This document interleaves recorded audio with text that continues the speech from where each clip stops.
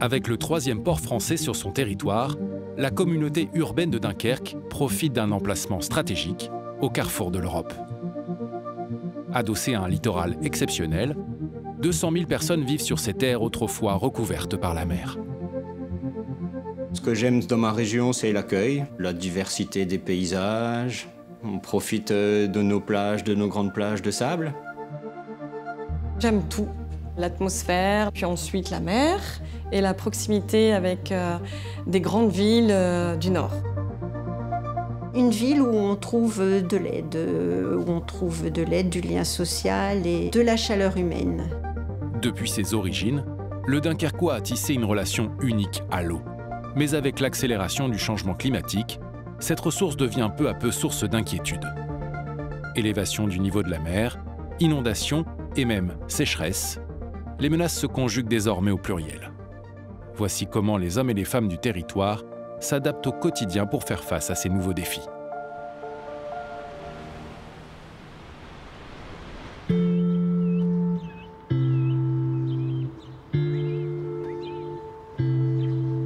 Donc moi j'ai démarré mon activité en novembre 99. Je cultive actuellement 187 hectares et je suis tout seul avec mon père qui donne un grand coup de main. Les activités sur mon exploitation, ce sont des grandes cultures, donc des céréales d'hiver, du lin textile, des betteraves sucrières, des pommes de terre pour l'industrie. On est dans une région qu'on appelle Polder, hein, donc effectivement on est sous le niveau de la mer ou tout juste positif. Et depuis très longtemps, le grand souci, c'est évacuer toutes ces eaux à la mer. À intervalles réguliers dans l'histoire, des crues exceptionnelles ont en effet rappelé à ce territoire sa nature hautement submersible. 1944, alors que les soldats allemands désertent Dunkerque, ils ouvrent toutes les écluses de la ville pour ralentir l'avancée des troupes américaines. En 1953, c'est une tempête qui brise la digue des Alliés et la population passe l'hiver les pieds dans l'eau. Ancien marécage, le territoire dunkerquois s'est développé en construisant un vaste réseau d'ouvrages hydrauliques entre le 4e et le milieu du XVIIe siècle. Des centaines de kilomètres de canaux de tailles diverses, appelés wateringues, gérés en partie par les habitants eux-mêmes dans ce qu'on appelle des sections de wateringues. C'est une association de propriétaires terriens qui gère l'évacuation de toutes ces eaux douces. Donc ici, nous, c'est la 4e section dont je suis président. On entretient tous les ans 150 km de canaux. C'est une de nos 17 stations de pompage qui permet de relever l'eau des secteurs bas pour mettre plus haut et cette eau, elle part gravitairement à Dunkerque.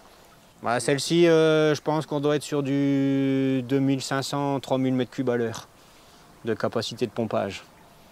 Sans ça, on serait tous dans l'eau. On devrait quitter les lieux. Ça donne beaucoup de travail. D'autant plus avec l'automne dernier qu'on a connu. Oui. On a subi des très fortes précipitations et on a eu beaucoup de suivi de terrain, beaucoup d'appels de particuliers aussi. Concernant le risque inondation, c'est sûr que l'inquiétude est grandissante. On voit que le système arrive tout doucement, et plus rapidement qu'on ne le pensait, à bout de souffle. Oui. Donc effectivement, l'inquiétude grandit. Depuis quelques années, si les épisodes pluvieux particulièrement intenses se sont multipliés, c'est aussi l'absence d'eau qui commence à poser problème. Avec des épisodes de sécheresse de plus en plus fréquents, le Dunkerquois connaît également des besoins croissants. Car la communauté urbaine vit un véritable renouveau économique autour de quelques poids lourds de l'industrie, très bien implantés dans la vie du territoire.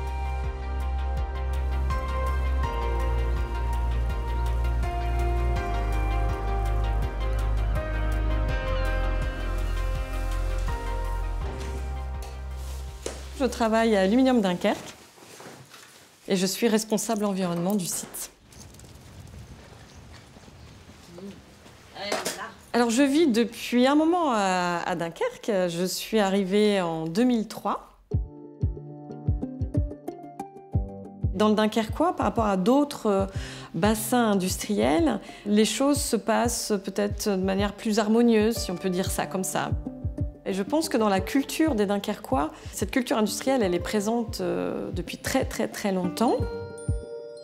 Entièrement détruit pendant la guerre, le port de Dunkerque se reconstruit rapidement dès la fin des années 50. Sidérurgie, centrale nucléaire, pétrochimie, la zone est devenue au fil des décennies le premier pôle énergétique européen. Cette intense activité induit une consommation annuelle de 22,5 millions de mètres cubes d'eau, soit 9000 piscines olympiques. Et les besoins vont encore augmenter avec l'installation de 3 méga-usines de batteries électriques actuellement en construction. Objet de toutes les convoitises, l'eau est en effet indispensable à la production. Alors on a besoin d'eau pour faire de l'aluminium, pour refroidir justement notre aluminium, pour le solidifier et faire nos produits finis. En fait, on produit de l'aluminium liquide à 900 degrés et ensuite il faut bien créer la plaque ou le lingot. Et pour ça, l'eau va refroidir un moule qui ensuite va former la plaque. L'eau industrielle qu'on utilise, elle provient des canaux qui sont alimentés par l'eau de pluie. Cette eau est complètement vitale pour notre activité car si on n'a plus d'eau, on ne peut plus refroidir notre aluminium et donc on ne peut plus produire. Nous sommes arrivés à baisser de moitié la consommation d'eau potable. Sur la partie eau industrielle, on aimerait aller au-delà des 20-30%.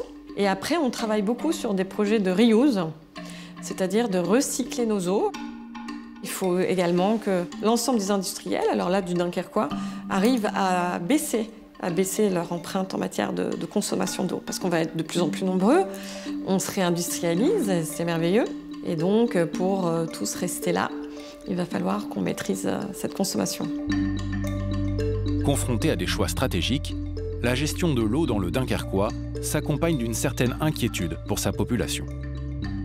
Au risque de pénurie, d'inondation et de submersion s'ajoute celui de la pollution de l'eau de baignade.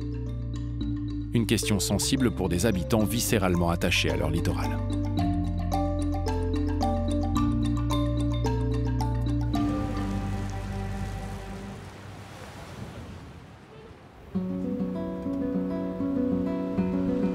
Je suis secrétaire médicale en retraite depuis 2 années. J'étais partie sur Cannes.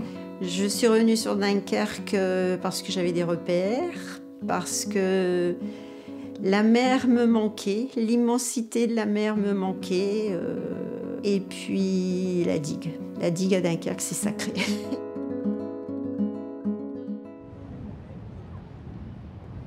Notre plage est propre, mais la sensibilisation sur Dunkerque, pour moi, n'est pas assez forte. Il faudrait plus de sensibilisation.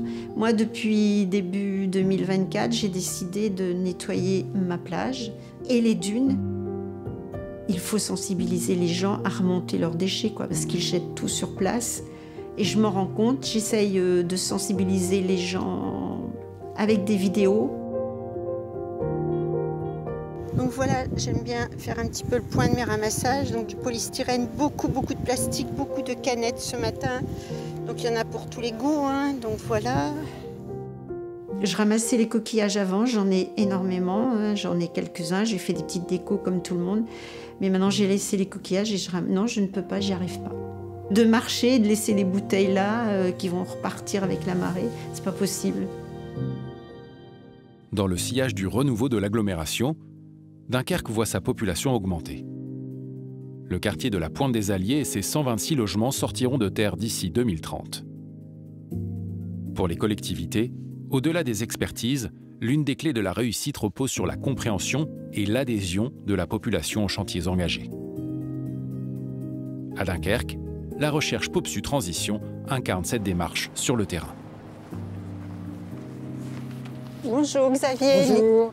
Ici, on est sur un site qui est vraiment stratégique pour la gestion des eaux du polder. Donc on a 5 vannes qui sont ouvertes et fermées au gré des marées. Là-bas, on voit la station Tixier. Oui. Donc, Oui. avec à l'intérieur 3 grosses pompes d'une capacité d'environ 18 mètres cubes par seconde. Alors le risque zéro n'existe pas, mais ici on est quand même très bien doté. C'est vrai que nos canaux, on peut les comparer à des autoroutes ou des nationales. Côté du Calaisis, on est plutôt sur de la départementale et du chemin communal. Et les Dunkerquois se posent la question avec le nouveau projet de la pointe des Alliés, s'il n'y avait pas danger de submersion. Alors dans ce secteur-ci, on est quand même à l'abri. Et juste derrière nous, on a la digue des Alliés. Donc cette digue des Alliés, elle protège le Dunkerquois, donc de la mer. Et on a déposé devant la digue 1,5 million de mètres cubes de sable pour que la mer ne vienne plus jamais frapper l'ouvrage. D'autant que la CUD aujourd'hui assure une gestion et fait en sorte que le stock de sable il soit régulièrement renouvelé. Est-ce que nous, on contribue un peu à ce fonctionnement? Vous y contribuez via ce qu'on appelle la taxe GEMAPI. La taxe GEMAPI, c'est gestion des milieux aquatiques et prévention des inondations. Et c'est vrai, quand on imagine qu'aujourd'hui, pour 22 € par an et par habitant, on garde les pieds au sec, on a l'entretien des digues, des ouvrages de protection, etc. En réalité, c'est quand même pas cher payé. Comment faire de la lutte contre le dérèglement climatique une priorité, tout en assurant le développement local? C'est ça Dunkerque, c'est à la fois des usines et à la fois des espaces naturels, il faut que ça cohabite. Parce que si les usines partent, les gens partent, c'est pas ce qu'on souhaite, c'est au contraire, c'est qu'on arrive à cohabiter. Quels moyens privilégier? Nous, on souhaiterait avoir un jour une nouvelle évacuation à la mer. Sauf que l'accès à la mer n'est pas facile. Il faudra une volonté politique et aussi de très gros moyens, effectivement. Depuis des années, le territoire dunkerquois et ses élus travaillent à une stratégie globale, déclinée et financée par le programme d'action et de prévention des inondations du delta de l'Aa. Le programme POPSU Transition s'inscrit dans cette démarche globale. Il faut mettre à contribution tout le monde, les régions, les villes et le consommateur. Parce que l'eau, de toute façon, ça va être une ressource rare qu'il va falloir préserver. Cette recherche inédite fait de la contribution de la société civile à la résilience hydrique du Dunkerquois une priorité. Car parler de l'eau à Dunkerque, c'est tout simplement préserver l'avenir de son territoire et de ses habitants.